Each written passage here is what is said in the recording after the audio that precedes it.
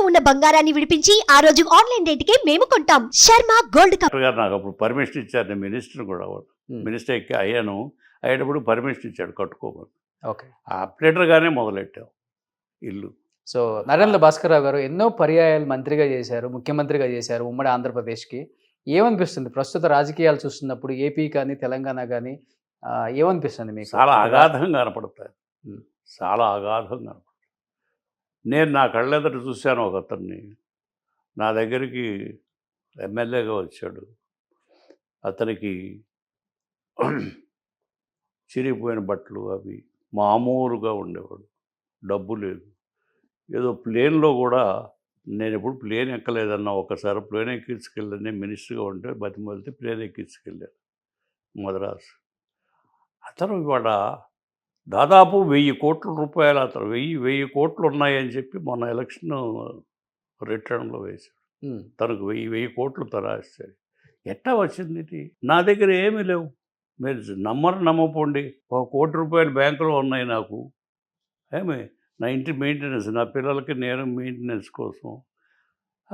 నేనేమి పొలాలు అవి కొనలా. మా నాయన ఇచ్చిన 4 ఎకరాలే నా ఊళ్ళో అలాగే ఉంది. అంతగా తప్ప నేనేమి ఎవరిది సొమ్ము తాకటం కానీ తీసుకోవడం కానీ ఆ పిచ్చి పనులు నేను ఎప్పుడూ చేయలేదు. అందుకని నా మీద 3 కమిషన్లు వేసిన కక్ష కట్టి ఒక్క జడ్జి నన్ను వేలెత్తి చూపించలేదు. చూపించకపోతే ఒక అతను వెళ్ళి జడ్జి దగ్గరికి ఏదో ఒకటి కమిషన్ వేశాం కదండి, ఏదో ఒకటి రాయిపోతే మేము ఎట్లా బతకాలా అని చెప్పి అడిగి వచ్చాడు. ఆ జడ్జి చెప్పాడు తర్వాత వాకింగ్లో. వీళ్ళ దుంపలు దగ్గర వీళ్ళు ఎట్లా చెప్పండి, ఈ ఆస్తులు ఉంటాయా ఉంటాయా చెప్పండి. మీరు ఎవరన్నా వచ్చి నా బ్యాంక్ అకౌంట్ చెక్ చేసుకోండి, నా ఆస్తులు చెక్ చేసుకోండి. ఈ ఇల్లు మా నాయన ఇచ్చిన 4 ఎకరాలు పొలం తప్ప నేను హైదరాబాద్లో 1 సెంట్ ఆస్తి లేదు నాకు. Okay. Excepting the house. Excepting this house I have no house. అంటే మీకు పైరవీలు ఇష్టం ఉండదా చేయించడం కానీ? డబ్బు అది తీసుకోను నేను. ఎవరిని డబ్బు అడగటం తీసుకోవడం అలాంటి నేను ఎప్పుడు చేయలే. మంత్రిగా కానీ ముఖ్యమంత్రిగా కానీ ఎప్పుడు అలాంటి వాళ్ళు ఎవరు నాకు ఎవరు నా నేచర్ తెలిసి అసలు అడగరా. ఎప్పుడు ఒక్క మనిషిని చెప్పండి నేను డబ్బు ఇచ్చాను భాస్కర్రావు గారికి, డబ్బు ఇచ్చి పని చేసుకొచ్చానని చెప్పండి. ఎంతసేపటికి మాకేంటంటే వెంపర్లాడుతూ ఎంతమంది వస్తారు, ఎంతమందికి పని చేసి పెడతాం, ఎంతవరకు ఉపయోగపడతాం, అది తప్ప ఇలాంటి ఈ పిచ్చి వేషాలు డబ్బు చేసుకోవడం, ఆస్తులు పెంచుకోవడం, ఇలా కార్లు కొనుక్కోవడం, బంగళాలు కొనడం అలాంటివి. ఒక్క గజం ఆస్తి లేదు నాకు ఎక్సెప్టింగ్ దిస్ హౌస్. నా పిల్లలు కూడా ఇప్పుడు అట్లాగే ఉంటారు. ఎప్పుడు అలాంటి పిచ్చి పనులు చేయం. మా లిమిట్స్లోనే మేము.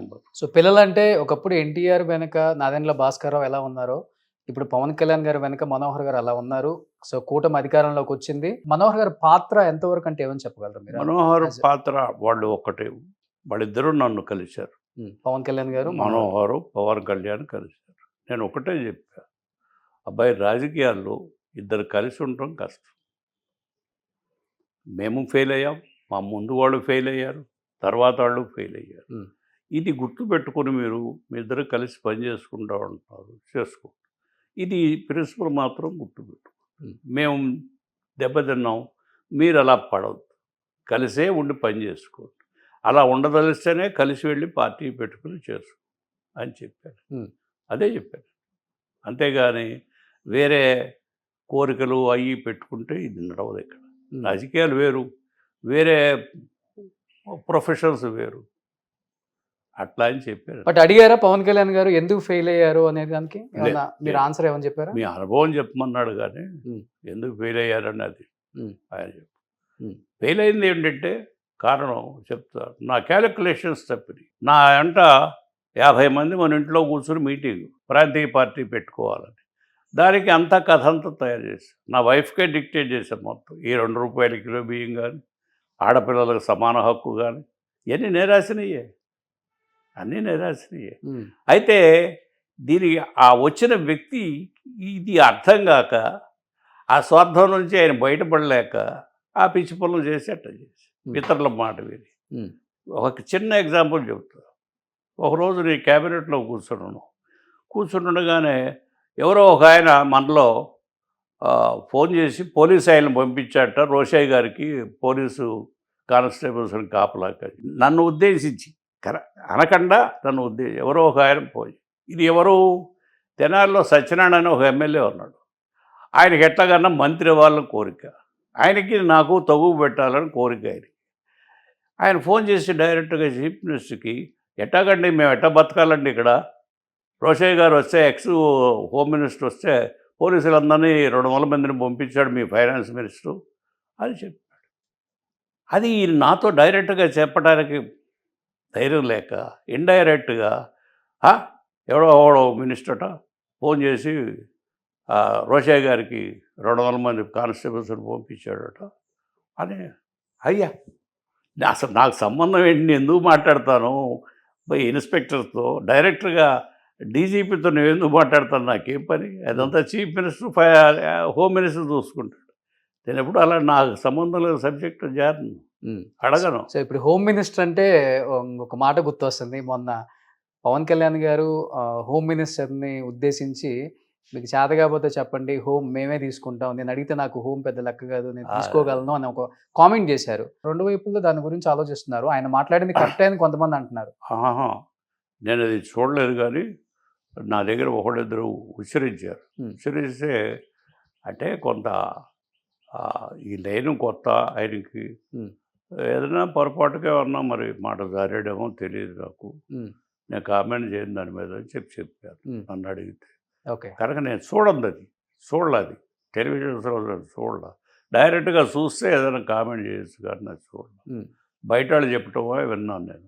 ఓకే, అందుకని దాని గురించి నేను మాట్లాడా. అంటే కొన్ని స్పీచ్లు చూసుంటారు కదా పవన్ కళ్యాణ్ గారు గెలిచిన తర్వాత, స్పీచెస్ అంటే ఏమనిపించింది మీకు? కొంత ఆయనకి టైం ఇవ్వాలి. ఎందుకంటే ఒక ప్రొఫెషన్ నుంచి ఆయన ఇంకో ప్రొఫెషన్కి, పాలిటిక్స్ కూడా ఒక ప్రొఫెషనే కదా, అది ఒక ఆర్టు. ఆ మాట్లాడటం కానీ, ఎదురుగా ఉన్నవాడిని శత్రువుని కానీ మిత్రుడు కానీ కలుపుకోవడంలో కానీ అది ఒక ఆర్టు. కొంచెం టైం పడుతుంది ఆయనకి, కొంచెం టైం. సో బట్ మనోహర్ గారు తీసుకుంటారా సజెషన్స్ మీ దగ్గర? మనోహర్ అప్పటికే స్పీకర్గా చాలా రాణించాడుగా. రాణించారు, బట్ తెనాలంటే కంచుకోట మీకు, మీరు కూడా అక్కడి నుంచి ఇంత ముందు గెలిచారు కాబట్టి ఏమన్నా సజెషన్స్ తీసుకుంటారా నాన్న దగ్గర నుంచి? ఇన్ని పర్యాయాలు మంత్రిగా ఎమ్మెల్యే నేను విజయవాడ, ఫస్ట్ ఎమ్మెల్యే నేను విజయవాడ. చెన్నారెడ్డి గారు ఛాలెంజ్ చేసి పెట్టాడు, కండువా వేసుకున్నాడు, ఎవడు రాలేదురా మన పార్టీకి, చూద్దాం వీళ్ళ సంగతి అని చెప్పి నన్ను అక్కడే నుంచోమన్నాడు. తెనాలి పోతానంటే కాదు, నా బెజవాడ నుంచోమని నుంచోబెట్టాడు, గెలిచి వచ్చాను, మినిస్టర్ పెట్టాడు. అట్లా రాజకీయాలంతా రాజస్వంతో నడిపాం, కానీ ఈ కింద పాకులాడే వ్యవహారం ఎప్పుడు చేయలే. కాంగ్రెస్ పార్టీకి డైహార్డ్ మీరంతా కూడా చెప్పాలంటే, ఒకప్పుడు కాంగ్రెస్ పార్టీని ఇక్కడ డైహార్డే కాదు, మీకు మనవి చేస్తా, చెన్నారెడ్డి గారు, స్వర్గీయ డాక్టర్ రెడ్డి గారు గవర్నర్గా రిజైన్ చేసి వచ్చి నేను లీడర్గా, ఇంకో లీడరు నేను ఆయన చూడటానికి వెళ్ళాను. పెడితే ప్రాంతీయ పార్టీ పెట్టుకుందామా నువ్వు